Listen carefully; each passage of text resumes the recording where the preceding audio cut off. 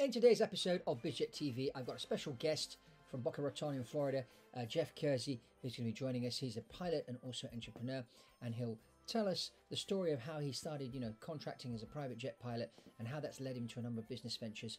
And also, he's also owner of his own airplanes. He lives in an air park with his family. He has a villa and a hangar next door. So it's interesting to hear Jeff's journey into private aviation and how he started, how he gets on with things, how he launched Private Jet Pilots Network, which is an interesting network of contractors that are always looking for work out there. As you know, most of the private jet pilots out there, good 30 to 40% of the private jets around the world are actually contractors. So Jeff kind of tells the story of how this came about. So it's very interesting. It's a 50-minute interview. So sit down, relax, enjoy my chat with Jeff. He's a great guy and offers some really, really interesting insights. So let's get into the interview with Jeff. Off we go. Jeff, welcome to BizJet TV. Thanks, man. This is pretty cool. Thanks so, Jeff, tell us how you got involved in flying. When did you start flying? And tell us about your story as an entrepreneur. Man, so it's kind of like one of those fueled childhoods. Yeah. When I was 4 years old. So I was a Navy brat. So maybe it's just, let's start from there. Yeah. I was born in Jacksonville as a Navy brat. My dad was a mechanic on the Kennedy, and he wanted to re-enlist and go to officer school and start flying like F-18s or whatever's on the carrier at that time. And my mom said, no, don't do that. Just retire from there and go get your pilot's license as a civilian. Yeah. So he had a business, and he, I guess, moved us up to New Jersey. This is stuff they're just stories that I had as a kid. Yeah. And he started flight training, and he took me on his first flight. So I was around 4 years old. They put me in the back of a 172. And I saw my dad's in the left seat, so I associated the left seat as the driver. But I noticed there's a guy in the right seat who's manipulating the controls. It bugged me out because I only trusted my dad. So the instructor turns around like this, picks me up out of the back seat, and puts me on my dad's lap. Yeah. And I sat there while they did the flight, looking out the window. And that's when I got the bug. I just loved flying. I thought it was the coolest thing. I got into building remote control airplanes. As you see, there's a helicopter hanging up on my air conditioner. Airplane hangar. I just started tinkering. You look on my kitchen table. If I took you in there's an F-14 Tomcat kit that my son's building. It starts like that. Yeah. He's got way cooler stuff now with video games and virtual reality. The games that they got in this thing is insane for flying. So I just kept feeling it, and like everything around me was feeling that as well. My neighbor right across the street where I was growing up used to put this clear cellophane over his garage so he had lighting. And he'd be there building a remote control airplane. So after school, I would run over there, and he'd be there working on an airplane. I'd be sanding down. We built this huge P-51 Mustang. It took us all winter long. And then when the spring finally broke, we'd take it out to Lakehurst Naval Air Base and go fly it. So it's just, enjoying the process of building an airplane with the hope of you get to go fly this thing. Taught me that there's a lot of BS behind aviation, and then you get this result of getting to go fly. So my dad kept working his business, didn't end up being like a professional pilot or anything. He bought a couple airplanes and was starting to lease them out to flight schools. Was learning the headaches of that kind of ownership of like, man, these things are always needed maintenance. They're always getting broken. And I'd be one of the students out there flying them and burning them up. And then, I don't know, sold it at 16. Took a little bit of a deviation when my mom passed away when I was 17, but as fate would have it, this is where, kind of like where God just came into my life and basically pulled me up. And that's where I got the nickname Phoenix, because like I thought it crashed and burned everything. And then he pulled me up out of the fiery ashes. And I went from there. So what did you do? Did you join the military, or did you just? No, I wanted to go in the military, but she had put an axe to that early on. Mom was like, I don't want you to go in the military. So I just kind of left that path. I moved to Florida. And when I got down to Florida, I started my own business doing window tinting. And then I was tinting and flying and tinting and flying. And then, started selling charter. My dad was getting into the charter business. I got lucky with selling this guy's airplane around on charter. And he took a liking to me, came into the office, banged on the desk and said, how'd you like to leave the mahogany bomber and come fly a Learjet with me? I was looking up at this guy like, what? And he's like, it's more than flying. He's like, I'm buying a Lear 55. Yeah. So you'll be the co-pilot. I said, are you serious? And everything kind of kept unraveling and working in my favor. I had one of my friends found out that I was going to do that, and he's like, hey, we're getting a G550. Why don't you come with me to Savannah? And back in the day, the G550 hadn't even been released yet. So it was like a 7 or 8 day transition course. So I got to sit in flight safety and see how everything went down. Yeah. Saw how he did everything as a professional. And then I went out to school for my initial.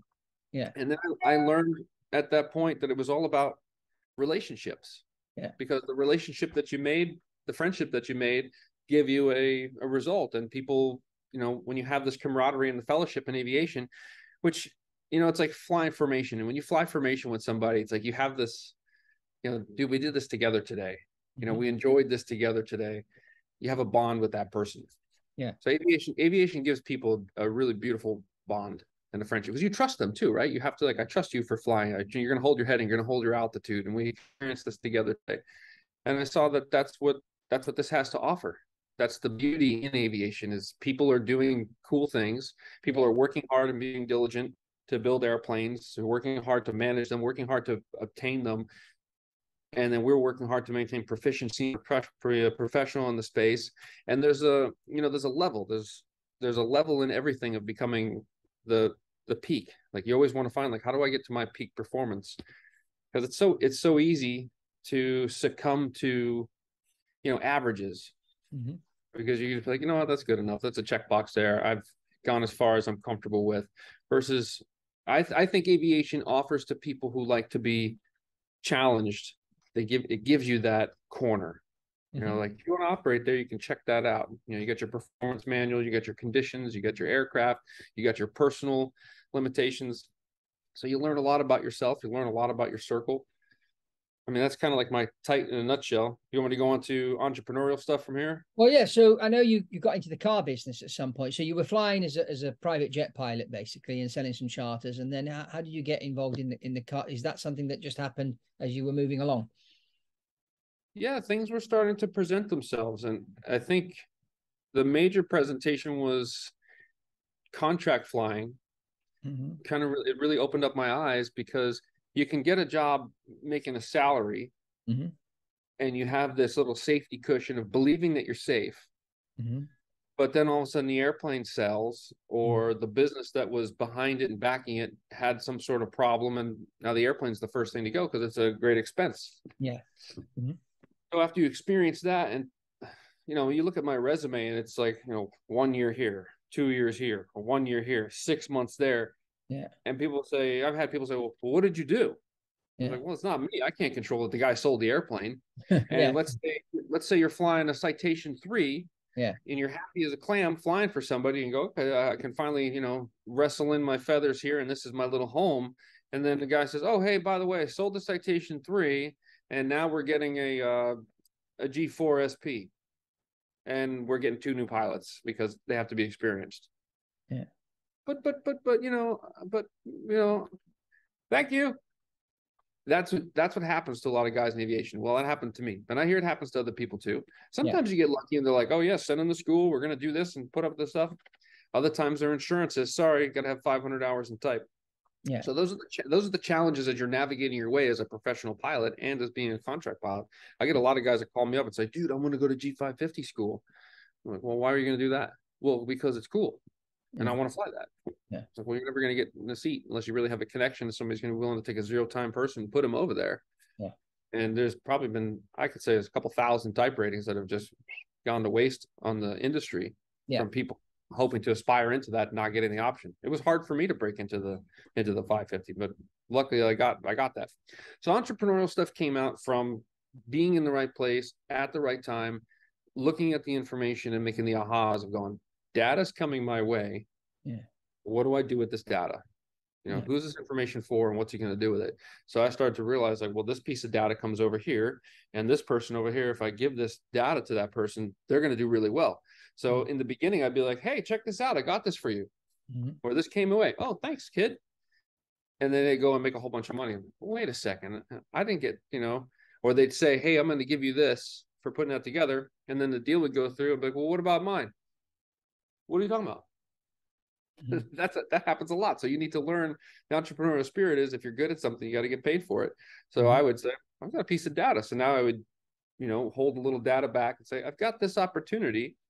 Does this interest you? Oh yeah, it's pretty interesting. So then I would put the entire deal together. But then I realized that, man, I really don't have enough power in this because I need to have money behind me. So that's where contract flying really helped me out, because I would be contracting and hustling, saving up a whole bunch of money. Now I was able to be essentially the broker in a deal where if I saw that deal and go, wait a second, if I can buy this for 500,000 and sell it to you for $1 million, I make $500,000. Yeah. So you start putting those two and two together real quick, and then you get the surplus behind you, experience behind you. You have relationships and people that back you. Mm-hmm. That's what became important. And then, I mean, obviously the most important ingredient in my life is God, because as much of a mess up I am, I mess up every single day, my mouth, my thoughts, my actions, my this, Mm-hmm. living that, for me, living a repentant life and just saying, hey, I messed up again. And you just feel that peace of like, it's cool, let's try again tomorrow. He's always been like that to me. Let's pick it up. Let's try again tomorrow. If you fall down, get back up. Let's try again tomorrow. Do better tomorrow. Try to beat you yesterday, today. Make yourself your own opponent. And I talk to the future me. I'm 42 now. I talk to the 50-year-old Jeff and say, what do you need me to do for you? Mm-hmm. Like, what do I do? And all I hear him say is like, quit messing up. Mm-hmm. Walk right. Be strong. Just take your time, build your patterns. And I'm putting out I'm in the process of making it, but an actual pilot course for guys who want to go the way of business pilot. Mm-hmm. And it's just taking me a little bit of time to unpack it. So the outline's done, some of the videos are done, and I want to release it. That's why I'm looking for a couple guys. If you saw on PJP, I'm looking for a couple guys to start coming underneath the wing and follow along. This way I can use them as success stories, because it's amazing when you get the right attitude and the right patterns. At a little bit of time, you get the success. It's like a farmer, I did this with a guy last year. He was flying for Emirates, and he's flown airlines nearly all his life, and he wanted to transit into private jets, and he didn't know how. He had a bit of money because Emirates had laid a lot of people off. And so I coached him into what to do, and he went and got a Global Express rating. I told him about, go here. And I know Dubai pretty well, so because I used to live out there. So, he went to the right places, met the right people, and now he flew a Global 6000 for a while. Now he's got a new job on a Global 7500, and they paid for his rating. Beautiful. So, but I coached him over a couple of months. And so, yeah, even, because there's lots of airline guys that want to go into private jet space, but not all the airline guys fit into the private jet space, as you probably know yourself. So they need a bit of, first of all, you need to kind of assess if they got the right personality, and they're not like turn up at the airplane expecting everything to happen, which is what happens with the airlines. I mean, when I was an airline captain, I just turn up, pick how much fuel I wanted, and then everybody ran around, did everything for me, and I just signed the paperwork. If I wasn't doing and one would put the stuff into the flight management system, the other one would do the walk around, and then you jump in and go. But with the private jets, you got everything that you need to do from A to Z. There's no one running around. Yeah. So that's so. Tell me about your car business that you got it, because I thought that was interesting as well. Which one? Torque Auto Storage? Yeah. So unfortunately, it's no longer in existence, but it sparked a lot of interest, and not all businesses work. I'm not afraid to fail. It costs me money and costs you money to fail, but you always get something out of it. You get that value back. So I started Torque Auto Storage with a guy because I was driving around the 911. Yeah.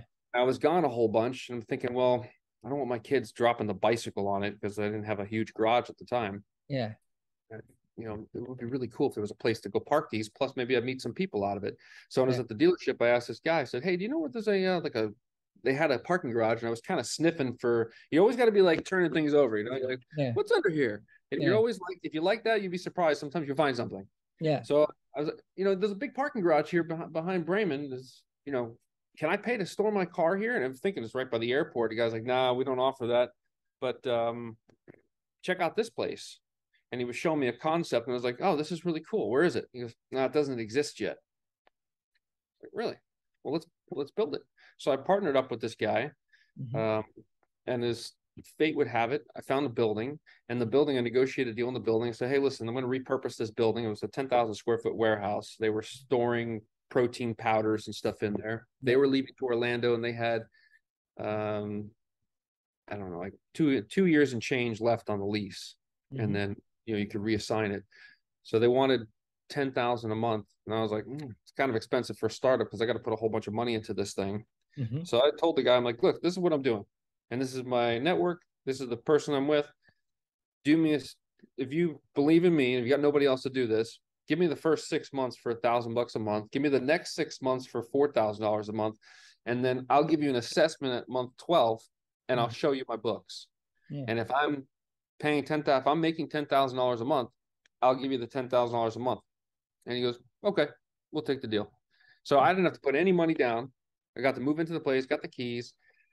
Within the first 6 months, it was hard, but we started getting clients coming in. I don't know, I probably spent like 80,000 to make the hangar and everything look really cool, painted the whole place, cleaned the floors, bought lifts, put stickers up all over the walls, redid this whole interior. So you start to invest in this stuff and you build this thing out. Mm-hmm. And I parked my car in there. And then eventually somebody saw pictures and wanted to park their cars in there. And I started getting this really cool client list. At one point we had, I don't want to say like 110 cars stuffed in this place for like a hurricane, because people look for a place to stick their cars. And there's some guys that got some really cool collections in Palm Beach and Boca that were just like hidden gems. One guy called me up, said, you got room for 41 Porsche? Wow. 41? He goes, yeah, I have a collection. So he paid me like, I don't know, 20 grand to have his cars dropped off for a month. It was pretty cool. And had some really nice pictures out of it. Yeah. Well, you learn things in business. The company that owns the property saw that, hey, this is a nice looking business here. Mm-hmm. When it came time to renew this lease and to transfer over, it went from $10,000 a month to them wanting like $30,000 a month. Oh. I was like, you're going to gut us. We're not there yet. The business was making money, but it wasn't making that much. Yeah. I'm like, well, that's what it's going to be. So this guy now started finding anybody who else had something to do with cars and bring him in to say, come take my place. So it's like, man, everything is just literal competition, everything and everywhere. Mm-hmm. People, if they don't generate theirs, they're coming to steal yours. Yeah. So you learn a lot in business of like, you have to hold your ground, maintain your chips, pre-plan. You can't trust anybody unless you've been dealing with them for a long time. Mm-hmm. So that became the downfall, was to now relocate. I ended up taking all the cars and moving them down to another private building down in Boca, where they were supposed to pay me per car. Never got a dime from it. Mm-hmm. Sold all the lifts. So it was kind of like a heartbreak, because I really loved that business. But now you can Google auto storage. You see there's auto storage here, auto storage over here, auto storage in Delray, one in Boca. So it helped spin up a nice concept. Yeah. But I made a lot of great clients from that. And I've taken all this knowledge and expertise out of it to apply it to other areas. And now I've developed Coursey companies I've got a couple of friends, advisors say, start building your own name brand. Mm-hmm. And raise capital. So we've raised capital now. We're putting together a fund. We buy projects. I get basically every day a project comes in front of me like, hey, Jeff, take a look at this. What do you think on that? Who can be involved? And then PJP has become this incredible family / conduit. Like right now I'm looking for Deion Sanders. Last night, within an hour, I got, within 2 degrees of now one of his buddies saying, hey, what's it about? Mm-hmm. And then I think in the next day or so, we're going to end up having a phone call with him. That's some pretty cool stuff. We've got some really great people in PJP and aviation, because look how special everybody is in aviation. All these guys are serving people who are moving, and they're serving the elite. Guys are making things. So PJP is just like a network on Facebook. It's not a company or anything. It's just a movement on Facebook. It's a blend. It's kind of hybrid at the moment. We've got, so my CFO is Sandro Steiner Financial Advisors. He's a remote CFO / friend. I've been with him for quite some time. Yeah. And when you start to surround yourself with other professionals that have a name and a brand that people say, oh yeah, I know that guy who, he manages 19 other companies. Yeah. So when I drop his name with somebody else, they can background check him and say, oh, solid dude. Okay. What are you guys into? And anything that comes my way, I say, here's this opportunity. I look through it and I think it's decent. I send it to them, say, what do you think? They look through it and say, yeah, we want to get behind this. Mm-hmm. We just recently invested into a company you guys will see in probably the next coming months. Has to do with these things. And I think these are kind of cumbersome still, but it's going to get better. It's where we want it to be is a long way to go. But there's so many products where this is pretty cool to use. Like I have it on my desk. if I want to virtually check something out, I could throw this on and virtually check out whatever it is. It has to do with cars. I know you like cars. Yeah. Well, no, I'm not that into cars. I'm planes, yes, but cars. I had a car business myself, selling classic cars. But my business partner ran away with all the money. So yeah, so that didn't go down very well. But yeah, we want to start a little car dealership, like a private stuff, because we buy our own cars and then we end up selling them. So we figure we might as well sell our own cars. No, I had this guy in Italy who, I used to live in Italy. I'm half Italian, and the whole concept was let's buy Italian cars, classic cars, and sell them on the international market. Because there's lots of people in Italy that suddenly, they inherit a whole 20 Alfa Romeos. They don't know what to do with it. They want to sell it. And there's a lot of people around the world that like those kind of cars. But the guy, it was my mistake. I mean, I chose the wrong person to put in charge, and I wasn't living there. So I couldn't pop in every couple of days and see what was going on. But as you said, you live and learn. So that's just the way it is. I'm more these days into planes and real estate. That's more me. Okay. Yeah. Well, we're gonna get some more cars. We should definitely talk after this. Yeah. We could use consultation. So tell me more about the planes then. So you still fly? You got your own planes now, and you still do some contract flying. Yeah, I do a lot of contract flying. Well, I guess let's touch on PJP because we're doing this at the briefing. Yeah. PJP started with one of my clients. I was flying a Challenger 601 for. Yeah. And this guy, I was flying a client, and the client really took a liking to me because he's got a kid. Yeah. And he invited me to dinner, and it was just became a great friend. That's what's about relationships. Yeah. But the guy I was flying for called me up out of the blue and said, "Hey, Jeff, you're fired." I thought he was joking because it was like that, casual. Like, okay, I'll see you tomorrow. Yeah. Then he called me back. He's like, no, you're really fired. Like, okay, what did I do? Well, nothing. You've gone as far as you can go here. It's like, really? That's what he goes, yep, I'm kicking you out of the nest. Okay. So sometimes your clients kind of feel like fatherly figures. They'll analyze you and realize, okay, you're a go-getter. I can't keep my thumb on you much longer because you're going to want more. So they give you that proverbial kicking. But he spent a bunch of money on me, took me out to school. We're in recurrent together. And he's like, look, I know you think this is horrible, but it's the best thing that's ever happened to you. Yeah. He goes, you're not going to be flying Gulfstreams and helicopters and the stuff you really want to do here. This is as far as I'm going. So au revoir. And I'm sending you out current so you can go make some contract money. So then this client called me and said, hey, pick me up. I want to go from here to here. It's like, oh, sorry, man. I don't have the plane no more. What happened to it? It's like, I got fired. He's like, why would this guy fire you? Yeah. So I told him some of the story. He's like, man, okay, all right. He goes, well, get me a charter. So I got him a charter. Yeah. He invites me over to dinner. And we're just chatting. He goes, oh, we'll start your own business. I'm like, no, I just want to fly, man. I'm like, I've done some business stuff as a kid. I love flying. That's what I want to do. He's like, well, just start your own business, man. Yeah. So he's like, well, what's it going to take to get you to start your own business? And I was like, well, I want to go to G4 school. That might convince me. He's like, how much does that cost? So I was like, 25 grand. He reaches over, grabs a checkbook, writes me a check for 25 grand, just gives it to me. He's like, okay, go. The only caveat, you got to start your own business. Yeah. Okay. So I left that dinner meeting. I was like, this is funny. I was like, thank you. Right. Thank you. So I called up a friend of mine, and these are where people don't believe in God, but you got to look at the scenarios of how does the scenario just pop up like that? So if you put your faith and hope in that area, you can kind of go, you can answer some of that. You don't have to know everything. You just have to trust. Yeah. So I called my friend and say, hey, I got 25 grand. I want to go to G4 school. I know you have a couple of them on the charter certificate. Do you think can I jump in the mix with you guys? Do you need any help?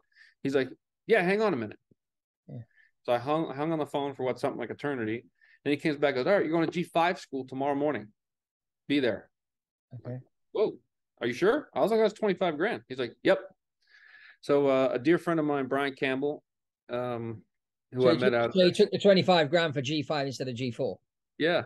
Okay. So sometimes you just take that leap of faith. Well, G5's better rating. It leads you to the 550. Yeah. But I was kind of nervous because I was thinking, well, I want flight time. I don't want to just get a type rating. Yeah. I want to get moved, but there's an opportunity behind it. So I ended up meeting a bunch of good people out of that. I met Brian Campbell, and Brian Campbell was the rep at the time at CAE. Yeah. And he's the one that called me up afterwards and said, Merry Christmas. Yeah. We're giving you I'm Santa Claus this year. And Brian passed away. I don't know if you saw that on PJP this year. Yeah. It's like, you see these people that are involved in your life that help put their fingerprints on you to send you on your path. Well, I end up calling us. I had to go with this guy. It would take us a long time to unpack all this. Anyway, I'll shorthand it. Yeah. Go out to G5 school. I get a phone call from my flight attendant at the time, and she says, "Hey, I hear you're in G5 school." I'm like, "How'd you hear this?" So I had rubbed it in my co-pilot's nose. I'm like, "I'm in G5 school, bro." So she goes, "Hang on a minute," puts me on the phone with a guy, and he's like, "Hey, I need you to go to 550 differences. I need you on our 550. So I went to the differences, went out, and I ended up with 6 months of straight contract work. Oh, nice. Right out of the gate. It was pretty cool. Yeah. And then I had to build this company. This guy's wife says, "Hey, I like the name Luxaris." And I was like, "It's kind of a tough one. There's already a Luxair over in Europe." But okay, if that's what you guys want. So we started Luxaris. I'm thinking, well, what can I offer differently than everybody's not offering? So I thought, you know what's great? If I'm going to be a full-time contract pilot, I get a lot of my flying gigs from aircraft sales. So a broker, and this is, if you're a contract pilot and you're listening, this is some of the gold. You got to know where the source is. It's like, you got to go where the money is. You got to go where the traffic is. You know, you want to be the real estate and the best piece of property. So brokers are always buying and selling airplanes. They want somebody to be on their team. And I would call brokers and say, "Hey, listen, you got a Lear 60 for sale, or whatever, you know, you got a this for sale. I happen to be this pilot, but listen, I'm not just any pilot. I know you want to sell that airplane. So when your clients come on board, that's the best airplane in the world, right?"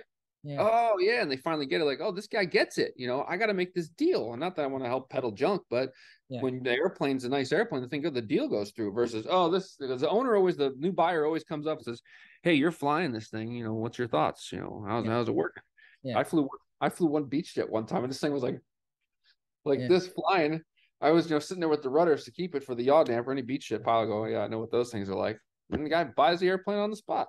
Yeah. And then this guy says to the next guy, "Hey, use this guy. He was a great pilot. Really helped me out with this deal." Yeah. So that's the game we play. Yeah. So Luxaris, I decided, well, if you're going to buy a plane, might as well find a pilot that's typed in it that's near that airplane. So I was trying to geographically position airplanes for sale and a current pilot. So I put this nice site together, and I'm like, well, now where do I find these pilots? So I'm Googling, and I fall across findapilot.com, and I pick one pilot and put them on there, and I call a couple buddies and say, "You mind if I put you on there?" "Yeah, that's fine." So I put them on there, and I send an email now to all of them saying, "Hey, you're here." Well, John Peroria from Find a Pilot calls me up. He's like, "Jeff, I love the site." I'm like, "Oh, thanks, man. I love the profile. Super cool. I wish you all the best in business. Just do me a favor." I'm like, "Yeah, what's that? Anything?" He goes, "Don't scrape my website." I'm like, "What do you mean?" He's like, "I own Find a Pilot." I was like, "Oh my God, dude, the first guy that I found." I was like, "You gotta be kidding me." Okay. I was embarrassed, and I was like, "Man, this is gonna be hard." So like, okay, no problem. God is my witness. I won't scrape your website or anybody else's site for that matter. So no problem. And now I'm like thinking, man, back to the drawing board. What do I do?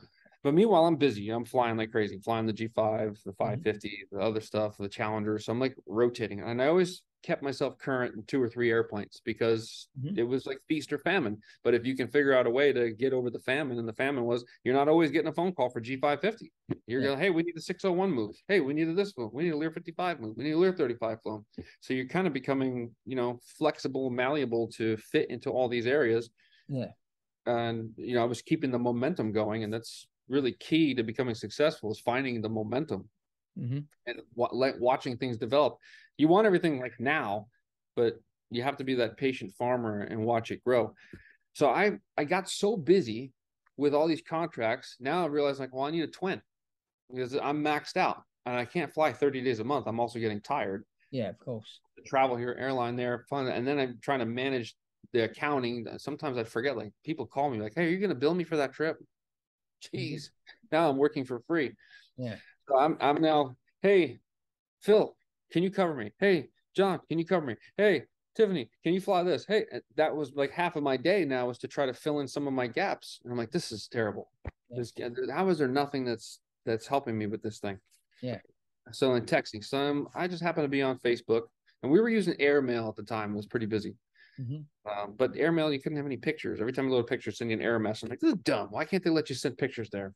So I was on Facebook, and Facebook just popped up a message. Start a group. I'm like, oh, okay. Typed in private jet pilot, says available. Created it. I added 10 of my buddies that I was always calling all the time. Said, "Hey, I'm going to use this thing now when a trip pops up. I'll just post it in here." I didn't think anything of this at all. Yeah. all of a sudden it just started going, hey, can I add Tom? Hey, can I add Greg? Can I have so-and-so, so-and-so? And they would be sending me their resumes, and I would be filling up my filing cabinet with resumes over here going, all right, he's a solid dude. Okay, this is a legit guy. Yeah. Not even thinking like, hey, you're building a Rolodex of pros out here. Yeah. And all these guys were vetted by the previous guy. So it's like, well, if I knew I needed a guy, because when you're doing contract flying, you need a mission pilot. You need somebody that's going to take the airplane from here to here, make you look good, and do a good job. Obviously, if the airplane's not airworthy and it's got broken stuff, we're not pushing anybody to do anything like that. But there's a lot of babies out there that they want to ground an airplane for a light bulb. They don't know the right things to say. They'll talk themselves out of a job before they even get the job. I've listened to guys on the phone that I'm saying, hey, I've got this trip. It's going to go from Boca to Teterboro, and then the next day from Teterboro to Dallas. It's on a Challenger 604, and they're starting to ask me the dumbest questions. And at first, I would play along, but then I realized, like, this guy's wasting my time. Like, do you want to fly the plane, or you just want to talk about stuff that has nothing to do with flying? And they're trying to fill their minds with. I'm like, you're filling your mind with useless data, dude. You show up, you get paid. If the airplane's broken when you show up, you just tell them your airplane's broken here. So what would you like me to do? But I'm here. Yeah. So I'm like, why do I have to train grown people this stuff? This is kind of obvious. You want Are to make these money? pilots all over the world or just in the US? I started with just US, but now we're all over the world. Yeah. And Yeah. we've got like our office is up in New York, so we don't advertise. It's kind of underground. I mean, we do have a new privatejetpilots.com website that's about to be relaunched. We finally found a company that we like. Every time I made up with somebody who's gonna like, we understand the business model because it's pretty big. Yeah. They put together something and it's junk, and you've taken 6 months to a year to develop it. Now I've got new development strategies, and out of all this, obviously, I've learned website development and design and people and networks, and there's always something coming out of it. So Yeah. PJP just started growing up. It's now, I don't know, 18,000 people. But unfortunately, Facebook, we lost all the controls. Like in the beginning, we knew everybody and you can keep people from going out. Now the roster, I think let me show you this. It's probably something like 1,000 people waiting to get in. Wow. Yeah. Wow. Member request. 1,399 people to get approved. Wow. You can't keep up with it. And if you leave it like this, Facebook starts letting people in. Like, why'd they let that person in? It's almost like they want your groups to grow to keep their traffic flowing. Yeah, and of course, because of what happened with lockdowns and that, more people are flying by private jet now, so the market's picked up even more. So yeah, there's always a lot to learn, always a lot to share. So you have your own airplanes now, though, don't you? You have a couple of planes. So yeah, what planes do you own? We've got a TBM 700, we got a TTX, got an R44. Nice. How's the TBM 700? Pretty good. It's okay. It's slow. Yeah, of course. Compared to a jet, yeah, it's slow. Yeah. I really I'd like the Cirrus Vision Jet. I just think I've flown it. A lot of pilots look at that thing like it looks like a goldfish or something, a guppy. It is, but once you fly it, it's like this coolest thing because they really give you that car feeling. Like, you know how you like to drive a Porsche and you're like, this is a nice car. It's got that feel to it. You sit in this thing, you're like, this is a plane. This is so cool. No, it's clever what they've done, what Cirrus have done with the parachute and everything and that. I mean, I just had a client buy Cirrus, the prop version. And so I had to organize the ferry from Italy all the way over to Houston. And so I meet this Cirrus pilot and gave him the job to fly the airplane. And he's ferried 20 Cirruses this year across the Atlantic. Wow. Either from Europe to America, from America to Europe. Crazy. He said these things are selling like hotcakes. And a lot of these people now that sold, in fact, the guy in Italy that sold the Cirrus has bought a Cirrus jet, which we're ferrying over to him on the 27th now to Italy from Utah, believe it or not. So so this Cirrus are really, they're getting their foot in the market now. It's interesting. I like the parachute. Why would you not want a little extra backup safety? I'm not sure. I haven't been to the training yet on it for the Vision Jet because I know they're all like caps. Yeah. I think you end up with attorneys end up dictating a lot of issues with that kind of stuff. So it's like this is just there was a crash in Florida a month or something ago. A guy was flying from Miami up to Kissimmee, and he ended up in a thunderstorm, freaked out, pulled the chute, and the Vision jet landed in a swamp. And all the people got out. No one got injured, but they were lucky they didn't end up in a swamp with crocodiles. And I thought to myself, this guy didn't check the weather. You know what the weather's like in Florida. You live in Florida. If there's a storm, it will last maybe a couple of hours and then it goes away. So if you're sitting on the ground in Miami and you see that the weather's I think these people think, well, it's got a parachute. If anything goes wrong, I'll just pull the chute. No, you should be, analyzing the weather a bit more. But sometimes these pilot owners, they just think because they own the jet that they own the weather. As I said to a passenger of mine many years ago, when we almost crashed an airplane because he pushed us out into this valley in the Swiss Alps, and we took off in the middle of a thunderstorm, and the plane was going all over the place. And anyway, eventually we got up at altitude, and everybody been screaming and scared in the back. And he came up to the front and he said, "Oh, I'm sorry." I said, "Look, we actually ended up taking off overweight because it was a rush to get in the air before the storm hit the airfield." And I said, "This is the first and last time this ever happens." I said, "You have a lot of money, of course, because otherwise you wouldn't be able to charter this airplane. But, God controls the weather and you can't buy him." So, and he humbled himself. And it taught me a lesson. And in fact, about a month later, I had a similar situation happen to me again. But this time I turned around to the passenger and said, "No, we're not going." It's happened to me once, not happened to me again. I survived the first one, and that was a warning. So, weather is the weather, and you've got to be careful because, it can kill you. So, I think about those situations like in that Cirrus, you've got the Garmin 5000 package with XM weather. Yeah. So even if he didn't check the weather, he could have checked the weather en route and be like, "You know what? Let me go the other way. Or let me do something else." I think every pilot should read Fate is the Hunter. Have you read that book? I spent 13 years flying for the airlines as a 737, worked my way up to 737 captain.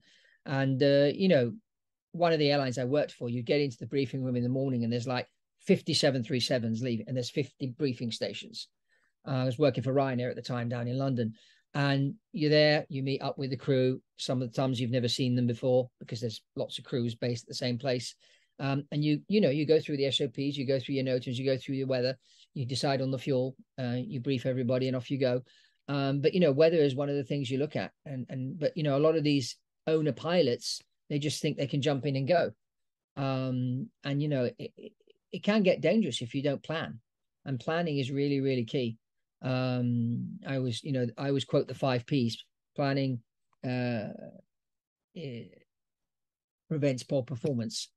So prior planning prevents poor performance, the 5 Ps. So the prior planning is key, whether you're shooting a golf ball or you're flying a plane. You got to, pre-plan to ensure that you get performance and not poor performance. And I think that's really, really, really key. So Jeff. Breaking the chain. Yeah, yes. Or the famous error chain. Yeah. That's why I push Fate is the Hunter. It's not my book, but it's helped me in so much, because if you look at it as like life is your chain, is if you just take that link out and replace it with a different scenario, that one little tiny thing could have been all it took to push this different path. Yeah, the Swiss cheese model. Yeah, you call it chain, or I call it the Swiss cheese model. Yeah. And I haven't heard the Swiss cheese model. How's that go? Well, basically, if you've got 7 slices of Swiss cheese, which have got holes in them, and the pen fits all the way through. So what they've discovered is accidents don't happen for one reason. It's usually 6 or 7 reasons. So, you turn up in the morning and you're tired. You had a bad night's sleep, for example. So you're a bit tired. So that's like element number 1 on the chain. You see the weather's bad. That's number 2. Then there's a tech problem with the airplane, but it is not a no-go item, so you can still fly. There's number 3. So you haven't even taken off yet, and you've got 3 links on the error chain before you even get into the air. And when number 7 hits, that's when the accident happens.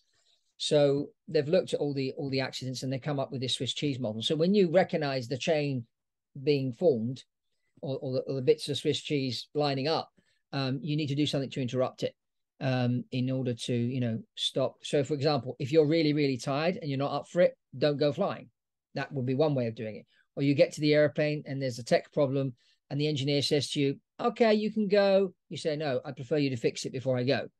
There's things that you can do to sort of manage that in order to stop it from building up and causing an accident. So that's they call it the Swiss cheese model. And I found that very useful for me a number of times, you know, in managing myself and the crew. Is, you know, let's talk, let's analyze the situation. I can kind of envision what you said about the cheese. You're going through the holes, and as long as you rotate the slice, there's no hole to go through next. Like, all right, I rotated the slice of cheese. I like how you guys think of things in terms of food over there. Oh yeah, well, you know, food in Europe is important. We're not like, let's just eat a quick hamburger and go. It's but I mean, I've spent 20 years in Italy, and you know, in Italy, food is really important. You sit at the table for like 2 hours, and you have 3 courses meal. I remember I used to fly citations from Milan, and we would, in the morning, if you were going to Rome, you knew there was another 4 or 5 airplanes going to Rome at the same time. So you'd all launch out at the same time, and you'd land, and all the people you were flying were going to the same meeting. So you'd all go to the restaurant together. So there's a table of 10 pilots having their pizza for lunch, while the various bosses went to their meetings, and then you'd meet up afterwards and fly back home, and then it'd be a race who gets back to Milan first. So I got a flying question. Yes. Milan, Cirrus SR-22, you're a private pilot or instrument pilot, whatever you are. You just want to fly your own personal airplane. You want to go from Milan to Rome. Yeah. What's it like over there? Is it anything like the States? Like here, if I want to go from my house to Teterboro, I just hop in and go. Well, let's put it this way. It's in Europe, it's not as easy to fly like it is in America, because it's smaller. And also you've got the problem of the languages. Now, it's true that the international language is English, but you try and fly into Paris Charles de Gaulle, which I'm sure you've been into France, and you hear all the Air France pilots speaking French. And so you're sitting there and they're talking French, and when they should be speaking English, so that everybody can understand. So you've got the language and the airspace. There's not so much room. You have to fly the flight plan every time you go. You wouldn't sort of launch out VFR, and then you've got the mountains and everything, depending on where you are. But for example, here in England, we've got bad weather, a lot of bad weather. So it's difficult to do a lot of flying in the winter in particular. If you're flying in Italy and you're going to the north, you've got the mountains, the Swiss Alps. So you've got to watch that. But even if you're going down from Milan to Rome, there are a few mountains and everything in that. So, you know, you're going through different types of airspace. And, you know, it does require planning. But, you know, aviation isn't as, well, general aviation isn't as common and easy to fly around as it is in the US. I mean, as you said, how do you guys account for budget planning for like Eurocontrol fees? Like if I go fly from here to Teterboro, I'm not going to get some sort of ATC fee in the mail later. I might get a landing fee in Teterboro, but I can kind of think that it might be $100. How do you guys? You've got to calculate it. You've got to calculate it, how much and what you would do. I mean, one company I worked for, flying 737s, we used to fly Manchester down to Tenerife, which is in the Canary Islands, and the director of flight operations discovered there was an airway which was cheaper to fly down. It was an extra 15 minutes flying, but when you worked out the numbers, it was cheaper to do extra 15 minutes of flying than go down another air route. And so we would go a few miles offshore, almost transatlantic, kind of off the Atlantic, all the way down this Tango something or other it was called, down this airway, because it was cheaper. But, you know, you just got to calculate everything and find out. But, you know, it is expensive flying in Europe. Fuel is more expensive. Landing fees are more expensive. And then you got the Eurocontrol as well. And when you land, you got to pay handling as well. So it's not like in the US where you land, you just pay for your fuel and off you go. Here you land, you've got landing fee, you've got handling fee, you've got fuel and a few other things thrown on top. And then they may tax your passengers as well. So you'll pay so much per passenger. So, you know, it can be very, very expensive, which is why private jet usage isn't as common as it is in the US. And people that fly for a hobby, it's not as common as it is in the US. I mean, for example, in Italy, to become a member of what they call an aero club, you have to pay an annual fee, which is like $2,000. And you haven't done any flying yet. So you pay $2,000 a year to become a member of the club. And then on top of that, you pay for your flying. So it's quite expensive, which is why a lot of guys, they just head to the US and do their hours in the US. And then they go over and take their exams in Europe. And there's no organization advocating for that over there to try to alleviate some of that for the small stuff? Not really. I mean, for example, the situation in Italy is because Mussolini, who was the dictator during the Second World War, he loved aviation. He loved airplanes. In fact, the Italian aviation industry was booming under Mussolini. But when he got killed and Italy came out of the Second World War, anything aviation was seen as fascist. So the whole aviation industry was almost shut down. I mean, there's a few companies that managed to survive and do a few things, but it was always seen as a fascist thing. And so they kind of, and then, the problem is all the different countries and different languages and everything. It's just a bit more difficult. And now Europe has gone completely socialist. And so that doesn't really help people buy an airplane and fly their own airplane. So there's all these sort of things that have cropped in. So I find that the US, especially for recreational flying, is the best place. Because as you said, you can just jump in and go. And I remember when I was in LA, I was doing my hour building, my commercial pilot's license I did in LA. I was up in Van Nuys. And, I'd meet people with their own Cessna and they would just fly for business because it was, fun, cheaper. They beat all the traffic on the freeway because they would just fly over it and get to their destination in 30 minutes instead of 4 hours by car. But it's so more, lenient in that and easier to fly in the US than it is in Europe. That's just the way it is, unfortunately. I mean, regulation over regulation and over regulation, it just slows things down. And as it slows things down, I feel like it's a mindset though too, because I told Jordan FaceTime me real quick to see if I can just call him out on it, because we say the number one saying that they say there in Europe is "it's not possible, not possible," and it's like, well, they're all programmed that way. Like, why is it not possible? They don't even know. It's like minion mentality. They've been told from some organization or something. You just can't. It's like, you fly someplace and they say, oh, you can't leave the airplane here. You need to repo an hour over there. And it's like, as a pilot, that annoys me because in my mind, the whole entire time I'm going over, I'm already planning out, oh, I'm going to go see this place. I'm going to go see that place. And I want to go eat here. And I want to go do that. And I want to go see this person. Yeah. And then they're like, oh, you got to fly an hour away. And it's like, flying an hour away is obviously a 4-hour car ride back. Yeah, exactly. Like that. So it's like, well, you just basically tossed my whole plans down the window. Oh, for what? Because you say it's not possible. And also, the other thing, Jeff, is that people don't understand here in Europe is that the private jet in particular is a business tool. No, they think it's something that just rich people use. And rich people, like that young girl in Sweden that's against airplanes and everything, and that, how dare you fly by private jet? And then I discovered she flew into the States on a private jet. But anyway, that's another story for another day. But but the thing is, the private jet is seen a thing that rich people do. So they don't want to fly with the minions on the airline. So they buy this really expensive private jet, which costs them $20,000 an hour, and off they go instead of flying EasyJet or Ryanair. That's the way people see the private jet, but they don't realize that the private jet is a business tool if it's used in a certain way. I mean, here, for example, if you want to buy an airplane and you want to charter it out when you're not using it, if it's older than 5 years old, people won't want to fly on it because all the brokers have gone out and told everybody you have to have an airplane that's younger than 5 years old. Well, who told you that?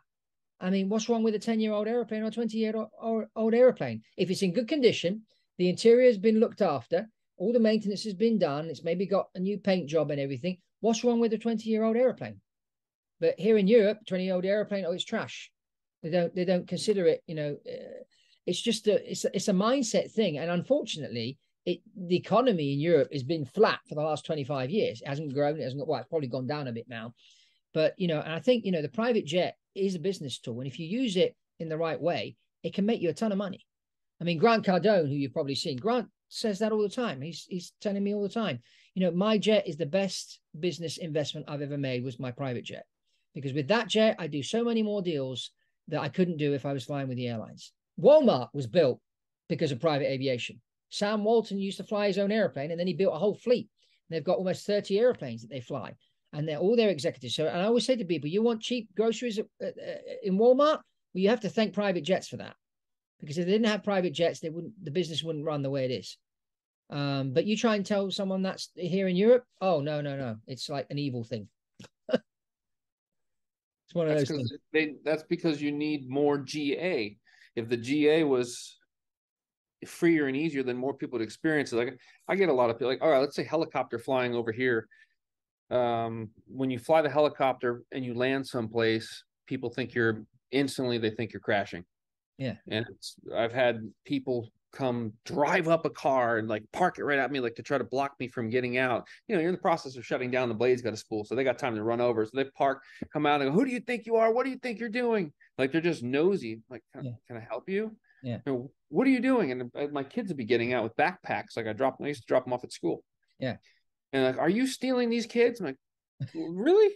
You're just like, what's wrong with your mind? I'm like, they're getting out and walking to the school over there. I'm like, Yeah. this is, well, you know, they couldn't wrap their mind around that people are doing something other than what they're doing, clicking a remote, watching TV. And then I said, That's okay, cool. hang on a second. You know, That's I'm pretty glad you cool. have the courage to come on over, get in. Yeah. You know, Drop the obviously, kid off at school in the helicopter. That's I pretty take them for a little ride, and they're like, "Oh, wow, this, you know, okay, this is amazing." I was like, "Yeah, now I'll drop you back off at your house." You know, you park cool. right there. It's Yeah. like people's minds. It's kind of like you have to come and see. And if there was a great way to tell people come and see, they get the experience and realize, you know, you're putting a cap on something that you don't understand. You're Well, no, suffocating. it'd be interesting when the eVTOLs hit the market and people start flying those things around. I think the biggest hurdle they're going to have is, well, certification, first of all, but also being able to fly in certain areas. Here in Europe, that it's going to be difficult for them to authorize these things to be flying in the cities and whatever. I think US won't have a problem.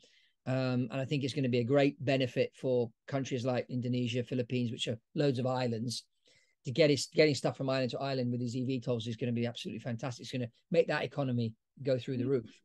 But I think regulation is going to be, and it's particularly here in Europe, everything is overregulated, and that's the big problem. And something like aviation, which does require a certain degree of regulation, there's too much regulation, and it just slows business down. Unfortunately, we need some politicians that aren't politicians over here, real Well, business people. we're working on taking PJP and turning it into an association. There's attorneys already working on that, doing the research and putting the corporate structure together. And we're looking for things to get behind as an association, as a voice, you know, with pilots to be able to speak. And I got into flying because I love airplanes and flying. Yeah. And I think 75% of them, that's probably my number. I think 75% of them got into it because they love flying. Yeah, Other same people here. got into it I because they started think flying they're when I was making a kid. money. Oh, that guy's making money. Yeah, I was 15 when I started flying gliders, and then got my license at 17, and off I went. So yeah, same like you. I mean, I started flying because I like flying. And but the plane it takes people and cargo from A to B. It's also fun to do. I mean, the pilot owners now are increasing big time, which is good. As long as they train them, get trained properly, I think there's going to be a big market there for those people. But anyway, Jeff, thank you very much for being on BizJet TV and talking to us about the PJP story and success. And we hope we can, you can grow this over time and help people to sort of open their minds to the private jets and aviation in general, because we need more people flying. Thank you very much. Thank you. It's great to meet you. Congratulations for making it to the end of this episode of BizJet TV. As I promised you in the beginning, great conversation with Jeff Coursey, a great guy, lots of insights. So let's get the comments going below. Let me know what you thought of the interview. Would you like more interviews like this? Let's get the conversation going. If you haven't subscribed to BizJet TV, I encourage you to subscribe to the channel, and you can also gain access to exclusive content by clicking on the join button below, and you'll find out how to do that. And also give us a super thanks by clicking on the thanks button below. Now, if you enjoyed this interview, you're going to enjoy the next video, which you can click on right here. It's a story of George Trucanu, who moved from Moldova to America just 12 years ago. Started working as a handyman and worked his way up in 12 years to build an empire with 200 trucks, delivering cargo all over America. And he's learned to fly and bought his own Phenom 100 jet, which he flies himself. So it's a great story that this young man managed to do this in 12 years. So click on that video and enjoy that one too. And that's all from Fabrizio Poli on BizJet TV, and I'll see you on the next one.